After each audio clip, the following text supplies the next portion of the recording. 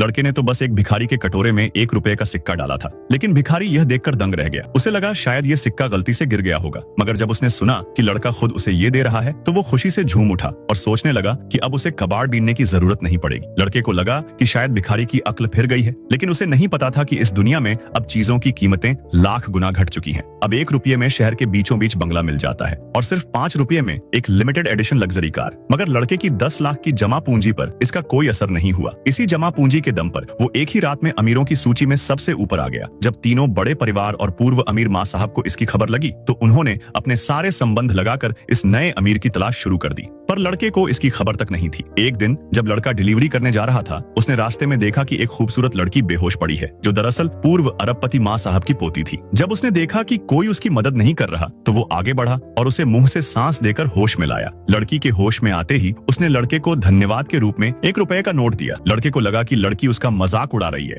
तो उसने हल्के फुल्के अंदाज में कह दिया कि इस पैसे से 2 लॉलीपॉप ले लेना। पर उसे क्या पता था कि वही अब सबका ढूंढा हुआ नया अरबपति बन चुका है। इसके बाद वो बस पकड़कर घर लौटने ही वाला था जब उसने 1 रुपए का सिक्का बस में डालने की कोशिश की, लेकिन ड्राइवर और बाकी यात्री यह देखकर हैरान रह गए। सबको ऐसा लग रहा था जैसे वो कुछ बहुत कीमती चीज दिखा रहा हो जो अब आम नहीं रही। कुछ ने उसकी नीयत पर शक जताया तो कुछ ने इसे दिखावा कहा। ड्राइवर ने उसे उतार दिया क्योंकि उसे ऐसे अमीरों से चिढ़ थी जो छोटी चीजों को लेकर घमंड करते हैं। लड़का कुछ समझ नहीं पाया कि आखिर उसका कसूर क्या है। इसके बाद वो पैदल बैंक पहुंचा और सोचा कि सारे सिक्के अकाउंट में जमा करा देगा, लेकिन मशीन ने काम नहीं किया और उसे काउंटर की तरफ भेज दिया गया। जैसे ही वो हॉल में पहुंचा, उसकी जेब से 100 रुपए का एक नोट गिरा और बैंक मैनेजर की नजर उस पर पड़ गई। उसने आज तक इतनी बड़ी रकम का नोट नहीं देखा था। जब उसने सुना कि लड़का 300 रुपए का लेन देन करने आया है तो उसने तुरंत सिक्योरिटी को बुलाकर बैंक सील करवा दिया और खुद बैंक मालिक भी उसे सेवा देने आ गया।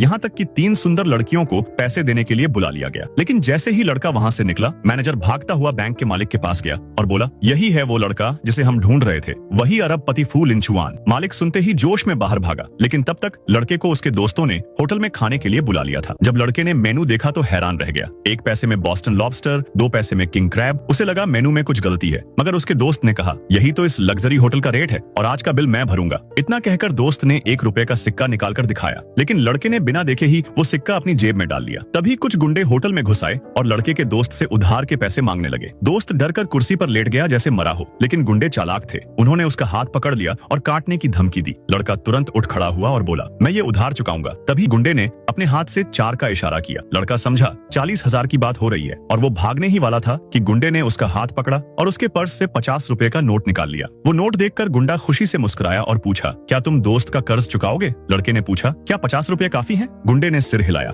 लड़के ने सोचा कि शायद गुंडे का दिमाग खराब है। बोला, 50 रख लो, बाकी मत लौटाना। गुंडा इतना खुश हुआ कि उधारी की पर्ची फाड़ दी और एक विजिटिंग कार्ड देकर वहां से चला गया। लड़का सोच में पड़ गया कि आजकल के गुंडे भी अजीब हो गए हैं। 40 रुपए के लिए हाथ काटने पर उतारू थे। इसके बाद वह बिल चुकाने काउंटर पर पहुंचा तो सुना कि कुल बिल 1000 रुपए है, जबकि उसने तो बस कुछ बियर और स्नैक्स ऑर्डर किए थे। भीड़ देख लड़के ने 400 रुपए नकद दिए, बाकी कार्ड से देने की सोची, लेकिन जैसे ही उसने 100 रुपए के नोट दिए, रिसेप्शन पर बैठी लड़की चौंक गई। उसने जीवन में इतना बड़ा नोट नहीं देखा था। तुरंत सिक्योरिटी को बुला लिया गया और जगह सील कर दी गई। लड़के को समझ नहीं आया कि 400 रुपए के लिए इतना हंगामा क्यों। रिसेप्शन वाली लड़की उसे होटल मालिक के ऑफिस ले गई। जब मालिक को पता चला कि लड़का 400 रुपए का बिल भर रहा है तो उसे लगा कि लड़का होटल खरीदने आया है। उसने तुरंत होटल बेचने का कागज निकाल लिया और साइन करने को कहा। तब लड़के को समझ आया कि मालिक इतनी आसानी से होटल क्यों बेच रहा है। असल में यह होटल अब उनके लिए बोझ बन चुका था। इस बीच तीनों बड़े परिवार भी शहर में आ पहुंचे और माँ साहब की पोती भी होटल की ओर जा रही थी। दूसरी तरफ लड़का जैसे ही होटल में घुसा, उसका सामना अपनी एक्स गर्लफ्रेंड और एक अमीरजादे से हुई। अमीरजादा समझा